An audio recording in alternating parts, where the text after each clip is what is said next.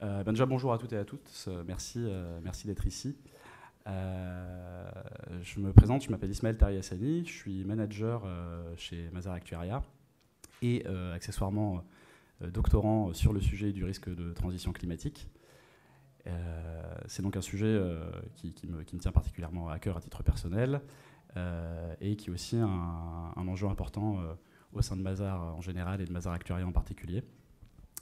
Et donc j'ai pu travailler à la fois dans le cadre de ma thèse et des travaux de R&D menés en interne sur la question du risque de transition climatique.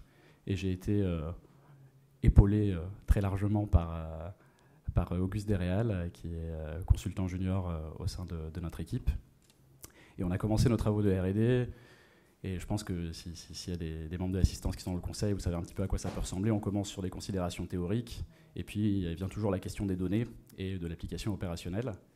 Et histoire de ne pas développer des modèles complètement hors sol, on a décidé de s'associer avec BPCE Assurance, qui est représenté ici par Thibaut Jacob, qui est CRO de BPCE Assurance.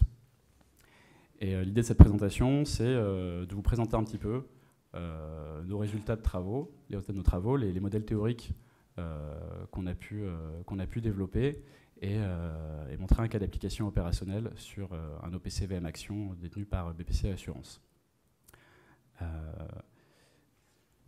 La présentation va se dérouler en 4 parties. Une première partie de présentation un petit peu générale du contexte des enjeux autour du risque climatique et du risque climatique de transition en particulier.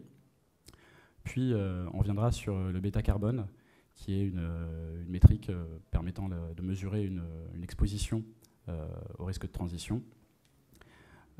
On enchaînera ensuite sur une vision plus stress test, avec le calibrage d'un choc sur les actions en fonction de scénarios de transition choisis. Et enfin, on conclura en ouvrant un petit peu aussi sur les enjeux opérationnels dans la gestion des risques d'un assureur. Et je vais maintenant laisser la parole à Thibaut, qui vous présentera la première partie.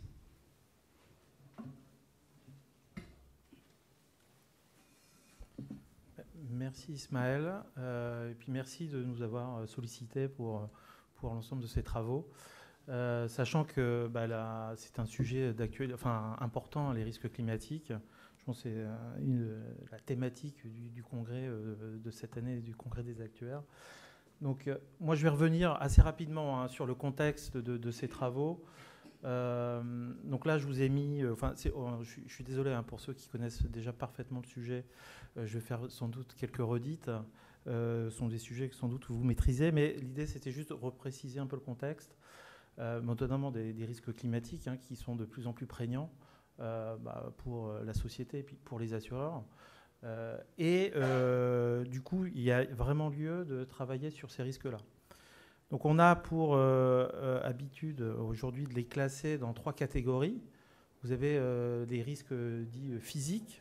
Bon, ce sont des risques qu'on comprend bien, liés à des ouragans, des tempêtes, des inondations qui viennent vraiment contribuer à générer des sinistres des sinistres. Et d'ailleurs, en 2022, je pense que les assureurs non-vie ont pu mesurer l'impact de ces risques physiques dans leur bilan, parce qu'on a dû faire face à un certain nombre de tempêtes. Après, il y a une autre catégorie de risques, ce sont les risques de transition.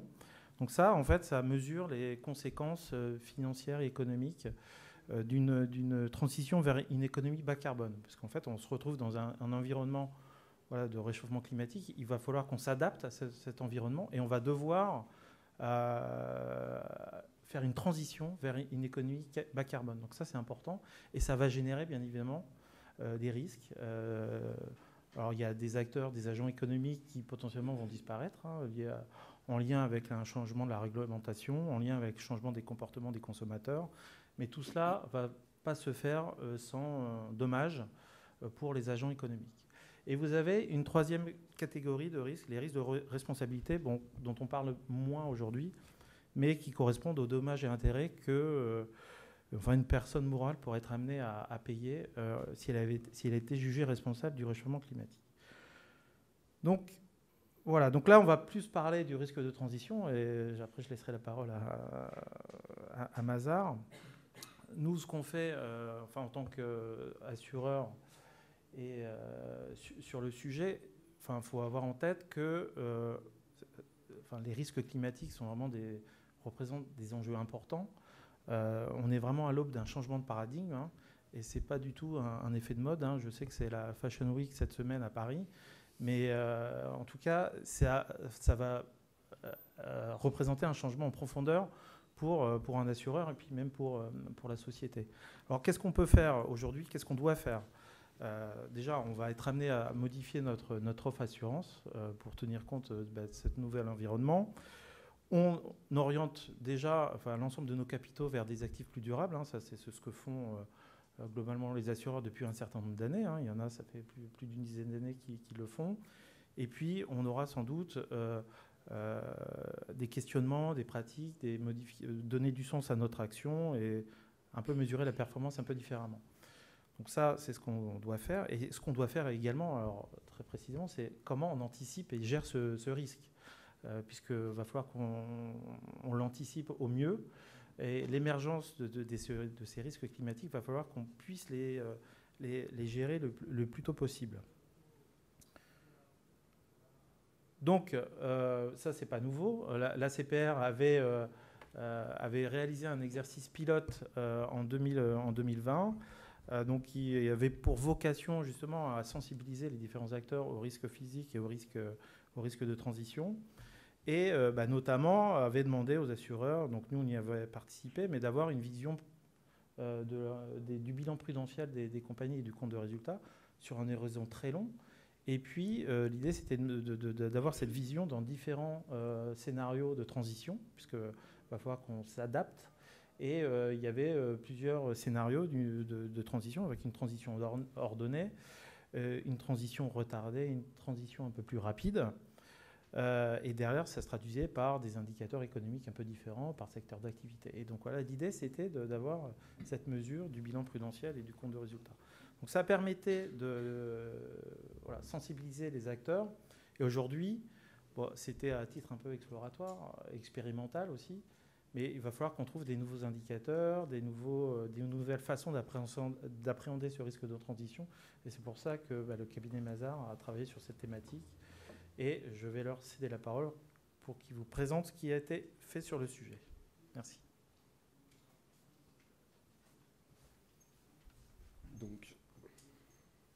Donc avant de vous présenter toutes les méthodologies qu'on a pu mettre en place au sein de Mazars Actuariat, il nous semblait important de vous présenter les diverses recommandations de l'IOPA pour intégrer les risques de durabilité et donc les risques liés au changement climatique dans l'ORSA. Donc l'IOPA, elle recommande d'intégrer ces risques de durabilité en 2 étapes. La première étape, ça consiste donc à faire une analyse dite qualitative. C'est donc de mesurer son exposition face aux risques liés au changement climatique. Et si cette exposition est jugée de manière significative, alors l'IOPA estime qu'il est nécessaire de faire une analyse plus poussée, une analyse quantitative sur 2 scénarios de transition climatique, de changement climatique, à plus ou moins à long terme. Le premier scénario, comme vous pouvez le voir sur les slides, c'est un scénario où la hausse de la température mondiale est inférieure à 2 degrés et un autre où, cette fois-ci, elle est supérieure à 2 degrés. Donc maintenant, nous allons donc pouvoir vous présenter une première mesure du risque pour estimer l'exposition au risque de transition climatique d'une entreprise. Et cette mesure du risque, c'est le bêta-carbone qui a été introduit donc, dans un projet de recherche, CARIMA, pour Carbon Risk Management. Donc l'objectif de cette mesure, c'est donc d'obtenir en quelque sorte la corrélation du rendement d'un actif financier, d'une entreprise, avec la surperformance des actifs qui sont considérés comme moins. Cette mesure, elle se base essentiellement sur ce qu'on appelle des modèles à facteurs. Donc le principe des modèles à facteurs, c'est d'expliquer le rendement d'un actif financier en fonction de différents facteurs qui sont choisis de manière plus pertinente. Et ils sont directement inspirés de modèles plus classiques que vous connaissez certainement, du type MEDAF ou CAPM. Donc là, maintenant, je vais vous décrire comment est construit donc le facteur qui est lié au changement climatique. Donc initialement, dans le projet Karima, ils se sont basés sur une grosse base de données contenant plus de 40 000 entreprises. Et l'objectif a été de déterminer si, au sein de cette base de données, quelles étaient les entreprises vertes et quelles étaient les entreprises brunes. Pour cela, ils ont utilisé un score. Alors ce score, il s'appelle le BGS pour Brown Green Score. Et il permet d'estimer si une entreprise est verte ou brune en fonction de différentes variables ESG, différents proxys. Donc qui sont regroupés dans 3 catégories différentes. Donc la première catégorie concerne la chaîne de valeur. Donc c'est par exemple tout ce qui concerne les émissions de CO2. La deuxième catégorie, ça concerne l'adaptabilité, donc la stratégie de l'entreprise à plus ou moins long terme. Et enfin, la perception du public. Donc dans leurs travaux, les chercheurs avaient utilisé par exemple les scores ESG global d'une entreprise. Donc ensuite, comme vous pouvez le voir sur le petit schéma à droite, ça nous permet en fait d'avoir la distribution des entreprises vertes et des entreprises brunes. Et à partir de cet indicateur-là, nous allons donc créer un portefeuille de marché où nous allons donc prendre une position longue sur les actifs bruns et prendre une position plutôt short, donc courte, vendeuse, sur les actifs verts. Et c'est comme ça qu'on crée donc notre portefeuille de marché qui mesure l'excès de rendement du marché lié à l'émission de CO2. Et on l'appelle le BMG pour Brown minus Green. Et ensuite, après avoir calculé ce portefeuille de marché lié à l'émission de CO2, on effectue donc une régression linéaire pour calculer donc le bêta-carbone, qui est donc notre mesure de l'exposition au risque climatique de transition pour un émetteur donné. Alors comment on peut interpréter ce facteur? En quelque sorte, plus le facteur est positif, plus en quelque sorte notre émetteur est corrélé au portefeuille BMG, et donc plus il va se comporter plus notre émetteur va se comporter comme les actifs bruns, et donc avoir une exposition similaire à des actifs qui sont considérés comme bruns. Et en faisant un raisonnement inverse, si on a un bêta-carbone qui est fortement négatif, cette fois-ci, notre actif financier va donc plus se comporter comme les entreprises dites vertes, et donc être exposé de manière similaire au risque de transition climatique que les entreprises vertes. Je vais maintenant laisser Ismaël vous présenter les résultats sur le... Merci Auguste. Bon, on s'excuse pour la slide pleine d'équations, mais on s'est dit que c'était une étape un peu nécessaire pour une bonne compréhension de l'objet dont on parlait. Donc nous, notre objectif ici, ça a été de travailler sur un OPCVM de BPCE Assurance et de calculer son bêta-carbone, à la fois dans une vision globale, donc en travaillant sur les rendements du portefeuille en lui-même, et également sur une vision ligne à ligne. Parce que finalement, derrière, comme on a cette métrique, on peut la décliner sur n'importe quelle ligne d'actifs, et ça peut permettre de prendre des décisions d'investissement directement basées sur cette métrique. Alors, on a travaillé sur 2 périodes d'historique distinctes. On vous présentera les résultats que de la période la plus longue, parce qu'on pense que c'est les plus pertinents. Mais si vous voulez, le BMG, le facteur qu'on vous a présenté, à partir de 2017, il change de signe. Et c'est difficile, de la position où on est aujourd'hui, d'interpréter ça comme un changement structurel ou simplement une fluctuation conjoncturelle. Et donc on a voulu couvrir la période la plus large possible. On a travaillé avec 2 types de modèles. Donc un modèle à 5 facteurs et un modèle à 2 facteurs. Le modèle à 2 facteurs que vous pouvez voir là dans l'encadré de droite, c'est vraiment simplement une extension du MEDAF auquel on va juste rajouter ce facteur BMG. Donc on a les rendements du marché d'une part et les rendements de ce portefeuille Brown minus Green.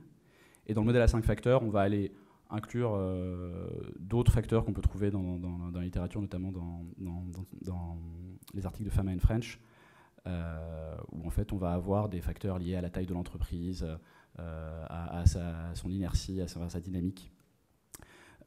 Pourquoi on a présenté, on vous présente les 2 modèles. En fait, le modèle à 5 facteurs, il a globalement un pouvoir explicatif meilleur, et ça s'est vérifié, enfin c'est des choses qu'on a pu voir dans la littérature, mais qui se vérifient aussi dans notre cas d'application. Qu'on regarde en fait le nombre de lignes du portefeuille pour lequel le coefficient est significatif, ou qu'on regarde la RMSE, on a globalement un meilleur pouvoir explicatif. Mais en analysant les résultats sur le portefeuille de BPCE Assurance, en fait, on s'est rendu compte que les modèles ils se comportaient un petit peu différemment, au sens où, dans le modèle à 5 facteurs, les coefficients qui étaient significatifs étaient généralement associés à des bêta-carbone négatifs, voire fortement négatifs, donc les lignes les plus vertes du portefeuille, si vous voulez. Et dans le modèle à 2 facteurs, au contraire, les lignes qui étaient significatives, c'était celles pour lesquelles la corrélation était positive, donc des entreprises plus brunes, entre guillemets. Là-dessus, j'aimerais bien avoir une explication simple à vous donner, mais c'est encore des travaux qu'on mène pour bien comprendre ces résultats. Donc, les résultats chiffrés maintenant. Donc, on rappelle, hein, plus le bêta-carbone est positif, plus on peut être considéré comme brun parce qu'associé à des entreprises qui sont jugées brunes d'après le scoring qu'on a effectué dans une première partie, et puis il est négatif, plus on est vert. Donc on a travaillé en ligne à ligne et au global. Vous pouvez voir les résultats dans le tableau de gauche. En fait, on vous a présenté les 5 lignes les plus vertes et les 5 lignes les plus brunes. Donc, comme j'expliquais précédemment, elles sont associées à des modèles différents. Pour vous donner une idée de comment ça s'interprète, hein, si on prend la ligne 48, donc une entreprise du secteur de l'énergie, qui a un bêta-carbone de 62%, ce que ça veut dire de manière concrète, c'est que quand le facteur BMG, les rendements du facteur BMG augmentent d'1 point, les rendements de l'actif vont augmenter de 0,62 points. Donc ça veut, quand le BMG augmente d'1 point, ça veut dire que la surperformance des actifs bruns par rapport aux actifs verts augmente d'1 point. Ce qu'on retrouve, c'est des résultats qui sont plutôt connus autour du bêta-carbone, à savoir que dans les secteurs les plus exposés, on a les secteurs des matériaux et de l'énergie, qui sont des activités qu'on sait émettre généralement beaucoup de carbone. Et au contraire, dans les bêtas les plus négatifs, on trouve des entreprises plutôt du secteur financier. Et alors ça s'explique aussi assez bien, elles ont tendance à avoir un bêta-carbone négatif, parce que les émissions associées sont très indirectes. C'est difficile de capter finalement l'effet d'investir, pour une entreprise financière, d'avoir des investissements qui, eux, génèrent du CO2. Ça ne se traduit pas nécessairement en émissions de CO2 pour l'entreprise en direct. Ce qu'on peut voir dans les petites boîtes à moustaches là, que vous voyez à droite, c'est qu'il y a une forte variabilité des bêta-carbone en fonction du secteur. Alors il y a des questions de nombre de points, hein, puisque l'OPCVM n'a pas non plus des milliers de lignes. Mais ce qu'on observe, c'est que si on prend le secteur financier, le bêta-carbone, finalement, il va de quasiment moins 120% à moins 20%. Et ça, c'est un résultat qui nous paraît assez intéressant, parce que quand on réfléchit, typiquement dans l'exercice pilote de la CPR, les stress tests réglementaires, souvent les réflexions, elles sont faites à la maille sectorielle. Et en fait, au sein d'un même secteur, il y a beaucoup de variabilité, et ça, pour nous, c'est un argument pour parfois peut-être devoir pousser le cran, et on sait que c'est coûteux opérationnellement, hein, de mettre en application ce type de travaux, mais ça a du sens d'aller regarder de manière plus fine, parce que peut-être que vous êtes dans un secteur, vous avez des investissements dans un secteur qui est a priori plutôt classé en brun, mais où finalement vous avez fait des choix d'actifs qui les font être plutôt du bon côté de la balance, et du coup vous ne voudrez pas les pénaliser indûment juste parce qu'ils appartiennent à un secteur considéré comme brun. Donc l'idée ici, c'est qu'avec le bêta-carbone, c'est qu'on répond à la première exigence de l'EIOPA, c'est qu'on va avoir une métrique, un score, qui nous permet d'avoir une idée de notre exposition. On voit d'ailleurs que l'OPCVM qu'on a choisi, il est globalement plutôt vert. Il a un coefficient bêta de moins 27%. Donc a priori, on pourrait, en application stricte des recommandations, s'arrêter là et dire, bon, bah, on n'est que moyennement exposé, parce que l'exposition au risque de transition, il faut faire un petit peu attention à ça. Si vous êtes avec un bêta-carbone très négatif et que la transition n'a pas lieu, et que les entreprises brunes surperforment, vous pouvez faire des pertes. Il peut y avoir des stratégies d'investissement où la cible, finalement, c'est d'avoir un bêta-carbone quasiment nul. Mais on a choisi quand même de pousser l'exercice jusqu'au bout, et c'est-à-dire de passer à la deuxième phase. Donc on a ce score d'exposition. C'est très utile pour une cartographie des risques, on peut s'en servir comme métrique de pilotage. Mais derrière, ce qui nous intéresse, c'est d'aller explorer des scénarios de transition et regarder l'impact qu'ils peuvent avoir sur nos actifs. Et pour la modélisation des chocs associés, je vais relaisser la parole à Auguste.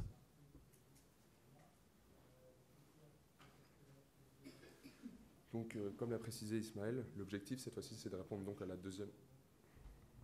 Comme l'a précisé Ismaël, donc l'objectif c'est de répondre à la deuxième recommandation de l'EIOPA. C'est donc de faire une analyse plus quantitative sur des scénarios qui peuvent être des scénarios de changement climatique à long terme. Donc notre objectif, contrairement à l'exercice pilote de la CPR, ça a été de calibrer un choc à une maille ligne à ligne plutôt qu'à une maille sectorielle, justement pour bien prendre en compte la forte variabilité qu'on a pu observer, notamment dans les calculs du bêta-carbone pour l'OPCVM de BPCE. Le point qui est complexe, c'est de pouvoir relier le prix d'une action avec une mesure politique qui peut être mise en place pour passer d'une économie carbonée à une économie décarbonée. Donc, pour l'objectif, en quelque sorte, c'est de relier le prix d'une action avec la diminution de ses bénéfices, liés par exemple à une mise en place d'une fiscalité carbone plus importante. Pour ce faire, on a utilisé ce qui s'appelle des modèles de dividendes actualisés. Alors l'objectif de ces modèles, c'est de calculer le prix d'une action à partir des dividendes futurs de l'entreprise et qu'on actualise avec un certain taux de rendement attendu par l'actionnaire. Donc là, on ne voit pas encore apparaître les bénéfices dans le modèle, donc il est nécessaire de faire des hypothèses supplémentaires. Donc on suppose que les bénéfices, les dividendes de l'entreprise vont correspondre à une fraction constante des bénéfices de celle-ci. Et on fait une hypothèse supplémentaire, c'est que ces bénéfices vont croître à un certain taux, ici écrit G. Donc là, on vous a présenté le modèle que nous avons utilisé pour calibrer le choc, mais on n'a pas encore expliqué la méthodologie pour modéliser un scénario de transition spécifique. Donc, le calibrage du choc, comme on le dit, ça se repose essentiellement sur la valorisation de l'action en fonction de l'évolution du prix du carbone. Donc, comme vous pouvez le voir, on essaye d'expliquer les bénéfices dans un scénario de transition spécifique à partir des bénéfices avant le choc, donc la formule en bleu, et auquel on va retirer la perte liée à la hausse de la fiscalité carbone. Donc on prend en compte l'augmentation du prix du carbone en vert, auquel on multiplie les émissions de gaz à effet de serre d'une entreprise, donc comme vous pouvez le voir dans l'équation en rouge. Et tout ça, ça nous permet donc d'obtenir un prix d'action dans un scénario de transition spécifique et donc un choc associé pour chaque entreprise. Alors, il y a plusieurs avantages avec cette méthodologie. La première, c'est qu'on utilise donc un modèle flexible. En effet, on peut choisir facilement l'évolution des émissions carbone dans le futur ou encore l'évolution du prix du carbone. Et on peut aussi calibrer de façon différente les bénéfices futurs des entreprises. Le deuxième avantage, c'est qu'on a un lien explicite et qui est direct entre le prix d'une action avec les bénéfices futurs d'une entreprise. Bon, forcément, il y a quelques limites lorsqu'on utilise ce modèle, et la principale, c'est que les bénéfices des entreprises, ils ne sont pas toujours corrélés aux dividendes. On peut prendre par exemple un exemple d'une entreprise comme Tesla, qui a des bénéfices qui sont significatifs. Pourtant, elle ne verse aucun dividende à ses actionnaires. Et donc maintenant, Ismaël va vous présenter les résultats que nous avons obtenus sur le PCVM. Merci Auguste. Donc voilà, l'idée, c'est effectivement de choquer la valeur de nos actifs en fonction du scénario choisi. Derrière, la question, c'est quel scénario on va retenir. Alors nous, on a fait relativement simple. Générer des scénarios de transition, c'est un exercice qui est complexe. Ça nécessite des modèles qui sont compliqués à implémenter, à calibrer. Et c'est pas crédible aujourd'hui d'imaginer qu'un assureur va posséder, comme il possède ses GSE, un modèle qui lui permet de générer ses propres scénarios. Donc l'hypothèse la plus probable, finalement, c'est qu'un assureur va utiliser des scénarios préexistants, comme ceux de la CPR ou du NGFS. Et alors, en termes d'hypothèse, là vous pouvez voir sur le petit graphique qui était déjà présent lors de la présentation de Thibaut, en fait il y a deux scénarios de transition adverse, donc la transition retardée et la transition rapide, donc les scénarios jaunes et rouges sur le graphique. Et ils sont comparés à un scénario de référence, et le scénario de référence de la CPR, c'est le scénario de transition ordonnée. Finalement, le prix du carbone va augmenter assez tôt, mais doucement, et les émissions vont également s'abattre pour atteindre le net zéro en 2050. Là où dans la transition rapide et dans la transition retardée, comme on attend pour mettre en place les mesures, on est obligé d'augmenter la fiscalité du carbone plus fort et plus rapidement, ce qui a évidemment des impacts plus conséquents. À chaque fois, on a regardé 2 sous-scénarios dans ces variantes adverses. Un scénario où les émissions de gaz à effet de serre des entreprises diminuent comme prévu, c'est-à-dire que finalement, la réponse à l'incitation fiscale est exactement celle qu'on prévoit, ce qui est un extrême idéal. Et on a voulu s'intéresser aussi à l'autre extrême, qui serait celui où en fait, l'incitation fiscale ne fonctionne pas et où les émissions de gaz à effet de serre ne diminuent pas au cours du temps et restent à un niveau. Et évidemment, on sait très bien que dans la vraie vie, en admettant qu'on connaisse le scénario dans lequel on se situe, la réponse, elle va être ni à un extrême ni à l'autre, elle va être quelque part entre les deux. Mais du coup, finalement, en termes de gestion des risques, ça nous permet d'avoir une vision du champ des possibles. Pour le paramétrage du modèle, on est aussi resté... on a fait les choses simplement. On est toujours reparti des hypothèses de l'exercice pilote. Donc, que ce soit dans la croissance des bénéfices de l'entreprise, on a récupéré la croissance du PIB dans les différents scénarios de la CPR, et les variations du prix du carbone et de l'évolution et des émissions de gaz à effet de serre de l'entreprise également. Donc pour vous présenter les résultats, de la même manière que ce qu'on avait fait sur le bêta-carbone, on a travaillé sur une base ligne à ligne, mais on va vous présenter des résultats qui sont agrégés au niveau de l'OPCVM pour des raisons de clarté. Donc ce qu'on a fait, c'est qu'on compare les prix du scénario, les prix du portefeuille à différentes dates, entre le scénario ordonné, qui est le scénario de référence, où finalement on diminue de manière bien lisse les émissions jusqu'à 2050, et les 2 scénarios adverses, où la transition est retardée et plus rapide. Et on s'est dit que ce serait intéressant de mettre en regard les résultats qu'on obtient avec la méthodologie directement issue de l'exercice pilote, donc avec des chocs sectoriels. Alors ce qu'on voit tout de suite, c'est que dans notre méthodologie, la manifestation de la transition sur les prix, elle est immédiate. On a dès 2019 alors des chocs qui sont modérés, mais qui sont à comparer au 0% en 2019 et 2020. Et ce qui est intéressant, c'est qu'on voit dans le scénario retardé que finalement les chocs qu'on obtient sont un peu plus élevés que quand on applique la méthodologie de l'exercice pilote. Ce qui peut par exemple s'expliquer par le fait que peut-être que les entreprises qui sont dans l'OPCVM ont des émissions de gaz à effet de serre qui sont plus importantes que la moyenne du marché qui est utilisée pour calibrer les chocs sectoriels. Bon, la différence n'est pas non plus énorme, hein. Et ce qui est aussi intéressant de voir, c'est que dans le scénario accéléré, finalement, on a certes un choc immédiat, on perd 1% dès la première année, mais au fil du temps, on a un redressement. Et en fait, ça c'est lié directement à cette hypothèse de réduction des émissions. Finalement, comme les émissions réduisent suffisamment vite et qu'on a une hypothèse de croissance de l'économie sous-jacente, le prix de notre actif il va finir par s'apprécier parce que la réduction des émissions compense l'augmentation du prix du carbone. Ce qu'on peut voir aussi, c'est que on retrouve ce qui est un fait assez classique, à savoir que les secteurs les plus affectés par la transition, c'est les secteurs de services aux collectivités, des matériaux et de l'énergie, qui sont a priori des secteurs fortement émetteurs, sans surprise. Et ce qu'on voit, c'est que finalement, pour le reste des secteurs, les chocs sont assez modérés. Évidemment, quand on regarde la sous-variante suivante, on va augmenter le prix du carbone sans diminuer les émissions. Les chocs sont quand même beaucoup plus matériels.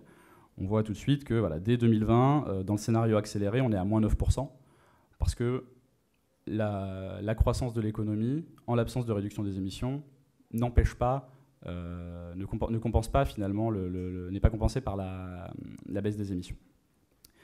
On retrouve les mêmes résultats par secteur, à savoir que les 3 secteurs les plus émetteurs sont les plus impactés. Et on voit que l'amplitude du choc augmente et que, y compris pour des secteurs qui étaient peu affectés dans les scénarios de transition avec variation des émissions, présentent des chocs. Et ces chocs, on vous les a présentés en 2019. Mais comme vous pouvez vous en douter en regardant les résultats agrégés sur le tableau, ils vont augmenter au fil du temps. Alors, un enjeu clé qu'il y a dans ces travaux d'analyse des scénarios, c'est qu'évidemment, quand on travaille avec des scénarios, on va vouloir les comparer avec une vision centrale. Et pour celles et ceux qui étaient présents lors de la présentation de l'exercice pilote 2023 tout à l'heure, c'est quelque chose qui a été mentionné, à savoir que dans l'exercice pilote, le scénario de référence, c'est pas le scénario business as usual. Il le justifie par le fait que le scénario business as usual, donc celui où on continue finalement à émettre et où il n'y a pas de mesures supplémentaires par rapport à celles qui existent aujourd'hui, c'est un scénario adverse, parce qu'on va avoir des impacts financiers directement liés au risque physique. On peut avoir des actifs physiques qui sont détruits, on peut avoir des économies qui sont paralysées ou des chaînes de production qui sont interrompues par des catastrophes naturelles. Et ça, effectivement, ça en fait un scénario adverse. Néanmoins, quand on parle de risque de transition, c'est assez naturel de se dire qu'on va vouloir comparer le scénario de transition à un scénario où il n'y a pas de transition. Et donc nous, on a décidé de travailler avec un scénario qui est un scénario contrefactuel, puisqu'il n'y a pas de scénario dans lequel on n'a ni transition, ni risque de transition, ni risque physique. Mais finalement, c'est ce qu'on a pu apprendre tout à l'heure, c'est que dans l'exercice pilote 2023, c'est également ce qui va être fait. On va aussi avoir des chocs en référence à ce scénario fictif où le risque climatique finalement n'est pas un risque.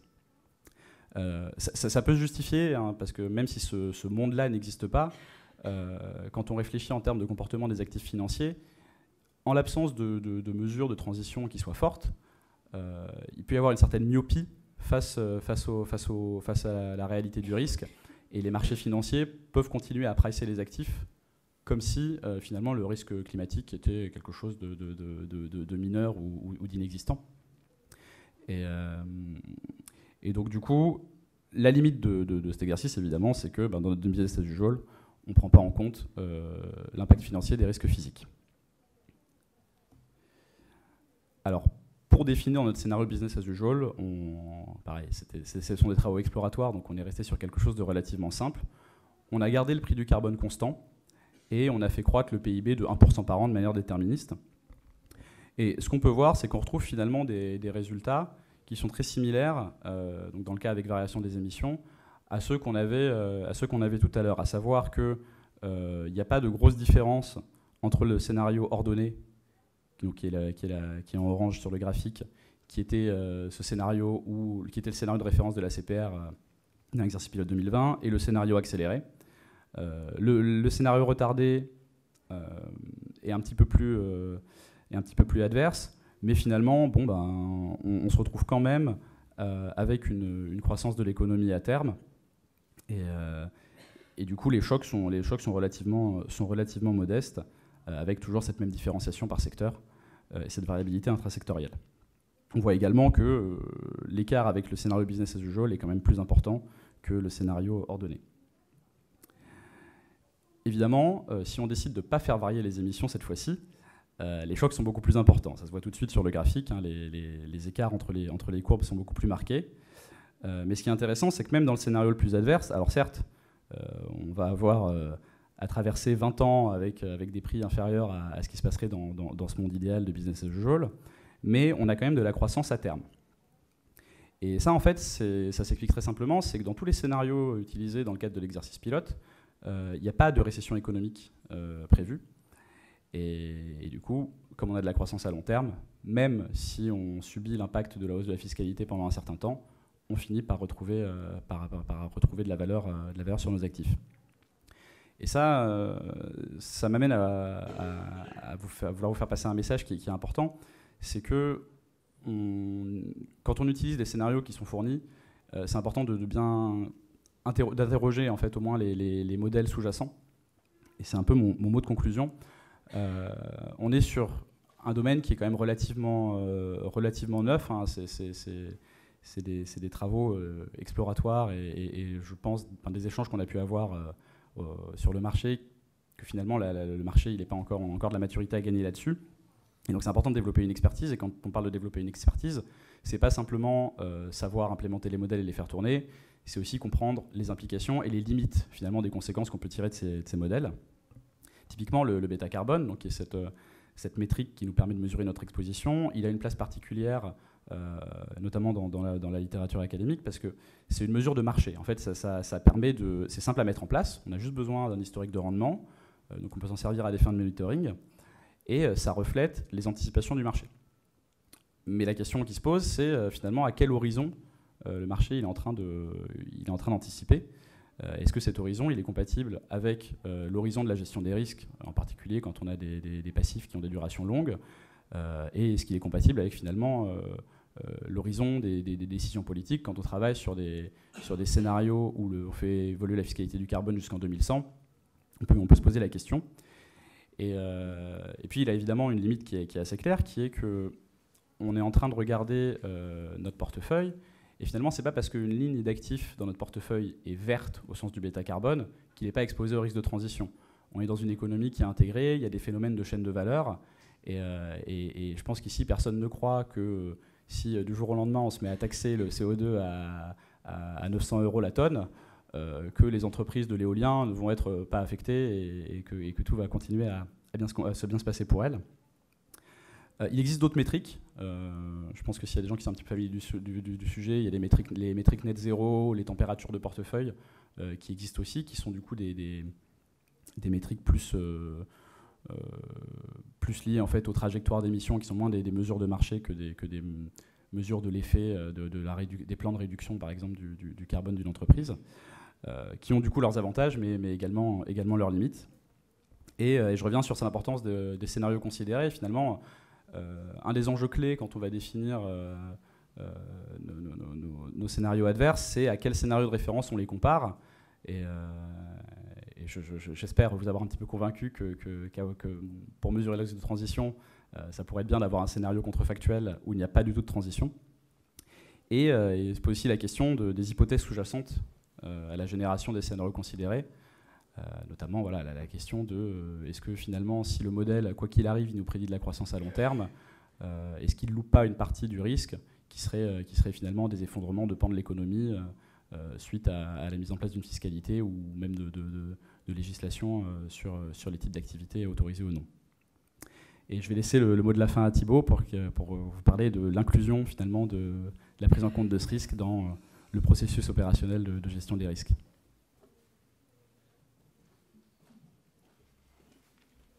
Merci Ismaël.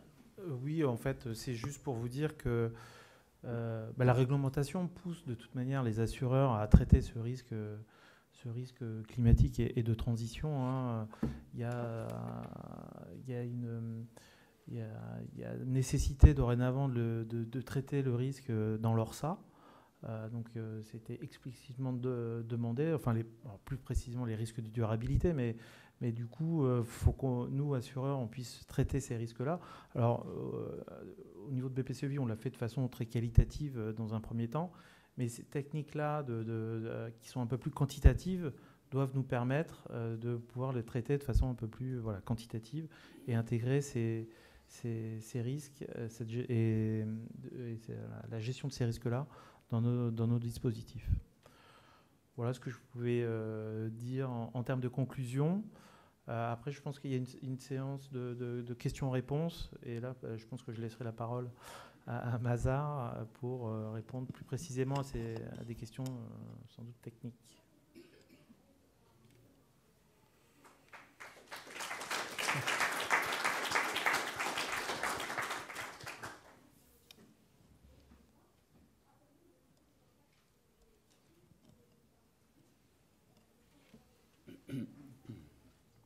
Merci beaucoup pour cette présentation très intéressante. J'ai une petite question sur le bêta-carbone, sur la calibration du facteur bêta-carbone. Est-ce que vous avez fait cette calibration vous-même ou est-ce que vous êtes basé sur des publications académiques ? Je te laisse... sur le facteur final tu peux mettre le slide d'après, s'il te plaît. Slide juste après. Alors, on a essentiellement utilisé des indicateurs. Un indicateur. Alors, par contre, peut-être pour les besoins de la vidéo, il faudrait que tu viennes. Oui, pour les gens qui sont à distance.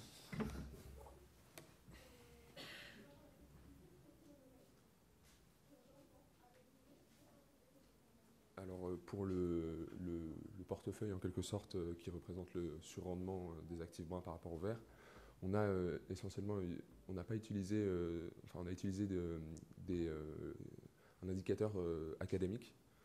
On n'a pas pris celui qui a été calculé par le projet Karima parce qu'il a arrêté d'être financé depuis 2021, je crois.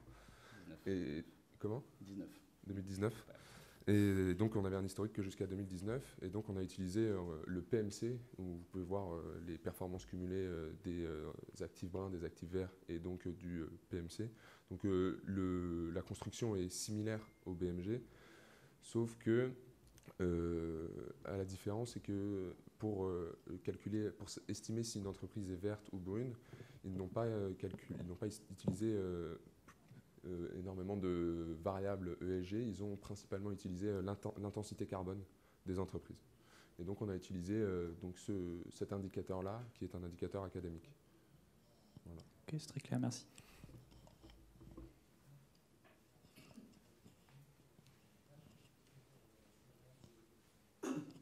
Oui, merci beaucoup pour votre présentation. Alors moi, j'avais une question sur le scénario de référence baseline, aussi en lien avec l'atelier de la CPR.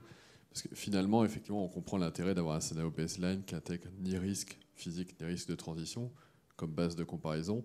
Mais en même temps, c'est un scénario baseline qui n'est absolument pas crédible, puisqu'il y a un risque physique, puisqu'il y a un risque de transition. Et du coup, est-ce que vous avez une conviction, vous, sur ce que serait un bon scénario baseline ?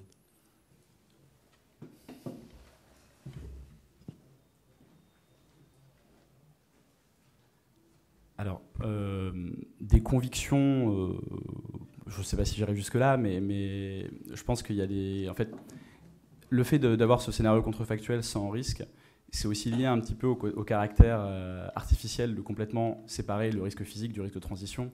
Parce qu'en fait, on sait très bien que la trajectoire sur laquelle on va s'inscrire, il y aura probablement un peu des deux. On va décarboner en partie, mais probablement qu'on va overshooter les températures, qu'on va avoir des catastrophes, et que les deux, en fait, sont liés.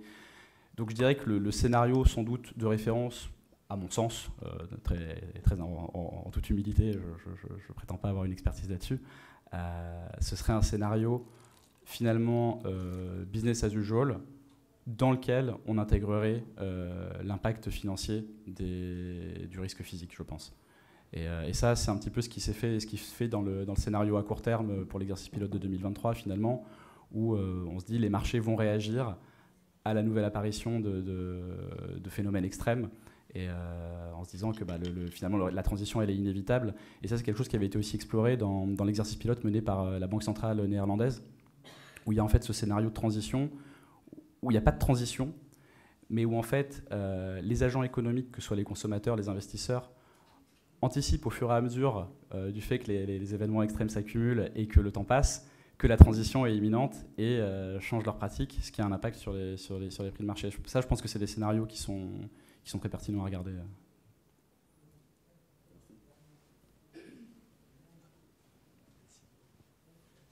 Merci beaucoup pour la présentation, super intéressante. Pour revenir au bêta-carbone, juste une petite question, si vous avez pris en considération les externalités positives, par exemple au niveau des activités, si on prend l'exemple de Total Energy, qui a une division Total RN sur les énergies renouvelables, donc est-ce que vous avez considéré ces sous-activités et même considéré peut-être les émissions évitées de certains secteurs ? Ça, c'est un peu effectivement un point d'ombre de beaucoup de ces modélisations. On a un petit peu échangé tout à l'heure avec les personnes qui présentaient l'atelier de la CPR. Finalement, on classe les entreprises dans un secteur, mais on sait très bien que leur activité elle est divisée sur plusieurs types de secteurs et que ça rend les choses un peu compliquées. Le bêta-carbone, la seule chose qu'il regarde finalement, c'est l'historique des rendements et la corrélation avec cet indicateur, ce facteur de marché. Donc, si le marché prend en compte ces choses-là de manière implicite, oui, mais sinon non.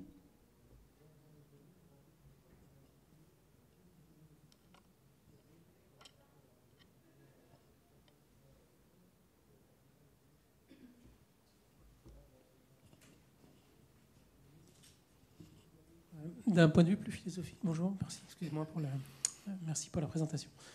d'un point de vue philosophique, je sais qu'il y a certains économistes qui préconisent pour ces sujets-là de changer complètement justement la façon de comptabiliser les résultats pour impliquer de façon très concrète des indicateurs qui vont tenir compte justement de tous ces phénomènes-là. Et du coup, en fait, ce que je comprends moi de votre modèle, c'est que vous discriminez en fait dans le contexte actuel entre ce qui est par rapport à des résultats futurs, ce qui pourrait être en fait plutôt du green et du brun.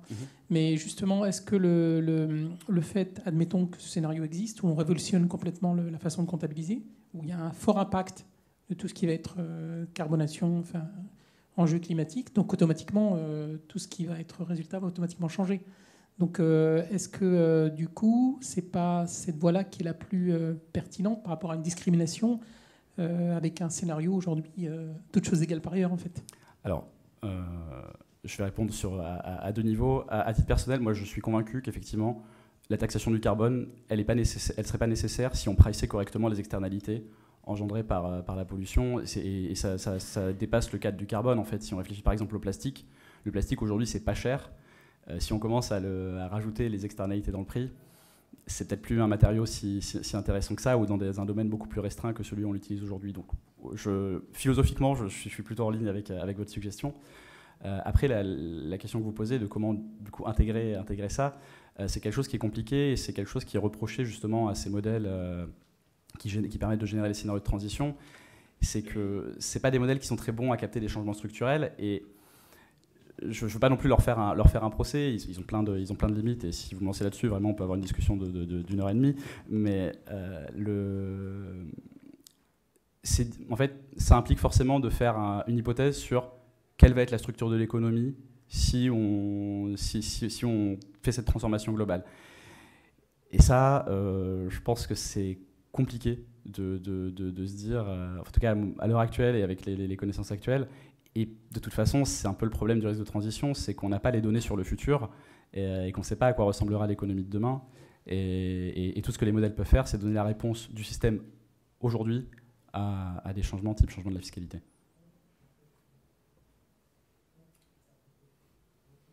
Et on me signale que c'est fini. Donc je suis ravi d'accueillir d'autres questions après, mais il faut qu'on libère la salle. Merci pour votre attention. Merci.